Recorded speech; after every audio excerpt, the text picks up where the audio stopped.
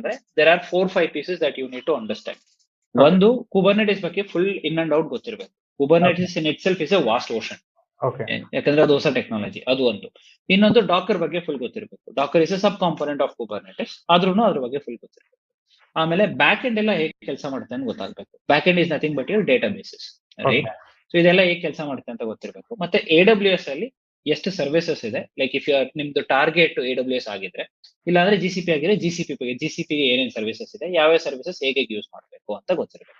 Okay so first ಈ ಒಂದು 4 target ಮಾಡಿ ಇದನ್ನ ಬೇಸಿಕ್ಸ್ ಕವರ್ ಮಾಡಿದಾದ್ಮೇಲೆ next you can go to ಈ ಜೆಂಕಿನ್ಸ್ದು ಪೈಪ್ಲೈನ್ ಸೆಟ್ಟಿಂಗ್ ಅಪ್ ಇರುತ್ತಲ್ಲ, ಜೆಂಕಿನ್ಸ್ ಆಗಿರ್ಬೋದು, ಇಲ್ಲ ಗಿಟ್ ಹಬ್ ಆಗಿರ್ಬೋದು, ಲೋಡ್ ಬ್ಯಾಲೆನ್ಸಸ್ ಬಗ್ಗೆ ಆಗಿರ್ಬೋದು, ಆಮೇಲೆ ಅಲಾಂಗ್ ವಿತ್ ದಿಸ್ ಈ ಸರ್ವರ್ಲೆಸ್ ಇನ್ಫ್ರಾಸ್ಟ್ರಕ್ಚರ್ಸ್ ಲ್ಯಾಂಬ್ಡಾ ಬೇಸ್ಡ್ ಇರುತ್ತಲ್ಲ ಅದಾಗಿರ್ಬೋದು, ಇಲ್ಲ ಕ್ಲೌಡ್ ಫಾರ್ಮೇಶನ್ ಟೆಂಪ್ಲೇಟ್ಸ್ ಆಗಿರ್ಬೋದು. So these are the next steps that you need to learn.